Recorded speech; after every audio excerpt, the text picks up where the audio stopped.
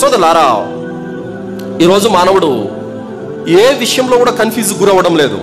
ప్రతి దాంట్లోనూ క్లారిటీగా ఉన్నాడు. ఎందులోనూ రవ్వంత కన్ఫ్యూజ్ కూడా లేదు. కానీ దేవుడి విషయంలో మాత్రం పూర్తి కన్ఫ్యూజ్కు గురవుతున్నాడు.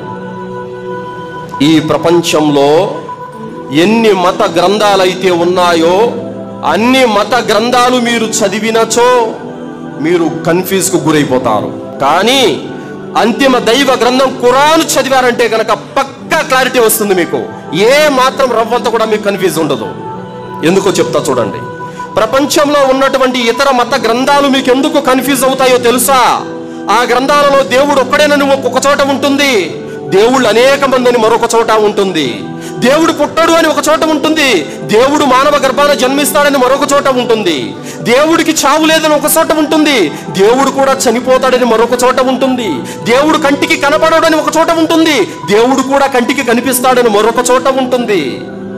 సోదరులారా, పూర్తి కన్ఫ్యూజ్.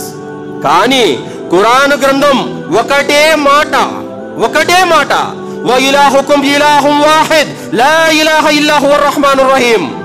మానవులారా, మీ అందరి ఆరాధ్య దైవం ఒకే ఒక్కడు, ఆ కరుణామయుడు, ఆ కృపాసాగరుడు తప్ప మరొక దేవుడు మీకు లేనే లేడు అని ఖురాన్ గ్రంథం చెబుతుంది. మళ్ళీ రెండో దేవుడు ఉన్నాడు అని మీకు ఖురాన్లో ఎక్కడా కనపడదు. అలాగే కుల్ హువల్లాహు అహద్, ప్రవక్త చెప్పండి, అల్లా ఒక్కడే సృష్టికర్త అని ఉంటుంది. మీరు ఖురాన్ గ్రంథంలో 114 అధ్యాయాలు తిరగేసి చదివినా మళ్ళీ రెండో దేవుడు ఉన్నాడనే మాట మీకు ఎక్కడా కనపడదు. అలాగే దేవుడు పుట్టాడు, దేవుడు మరణించాడు, ఆయన తినడు, ఆయన నిద్రపోడు, ఆయనకు కామ కోరికలు, ఆకలి తప్పులు, నిద్రాహారాలు, ఎలాంటి బలహీనతలు లేవు అన్నటువంటి స్పష్టమైనటువంటి మెసేజ్ ఇస్తుంది ఖురాన్ గ్రంథం. కానీ ప్రపంచంలో ఉన్న ఇతర మతాలలో వైరుధ్యమైనటువంటి విషయాలు ఎన్నో మీకు కనిపిస్తాయి. ఒక చోట దేవుడు ఒకడని ఉంటుంది, మరొక చోట దేవుళ్ళు అనేక మంది, ఒక చోట దేవుడు పుడతానంటుంది, మరొక చోట దేవుడు పుట్టడని ఉంటుంది. మొత్తం కన్ఫ్యూజ్. కానీ ఖురాన్ గ్రంథంలో ఒక్కసారి ఒక మాట, ఒక వాక్యం ఒక చోట వచ్చిందంటే దానికి ఆపోజిట్ లో రెండో వాక్యం మీకు ఎక్కడ కనపడదు. అల్హమ్దులిల్లా. అందుకోసమే ప్రపంచంలో ఇప్పటి వరకు మార్పు చేర్పులకు గురి కానటువంటి అద్భుతమైనటువంటి దివ్య గ్రంథం ఏదైనా మిగిలి ఉందంటే అది ఒక ఖురాన్ గ్రంథం మాత్రమే.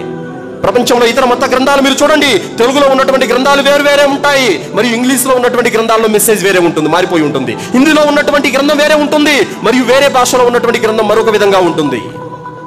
భాషలు మారిపోయిన తర్వాత ఎన్నో వక్రతలు ఆ గ్రంథాల్లో కనిపిస్తాయి. కానీ ఖురాన్ గ్రంథం ఇప్పటికి 1000 భాషల్లో అనువాదం అయిపోయి ఉంది. ఏ భాషలో తీసుకున్నా కూడా ఒకటే మెసేజ్ ఉంటుంది. అల్హమ్దులిల్లా. అంతటి అద్భుతమైనటువంటి దివ్య గ్రంథం ఖురాన్. ఈ గ్రంథాన్ని చదివినటువంటి వాడు మార్గదర్శకత్వాన్ని పొందుతాడు. ఈ గ్రంథాన్ని చదివినటువంటి వాడు తన జీవిత లక్ష్యాన్ని తెలుసుకుంటాడు. సోదరులారా,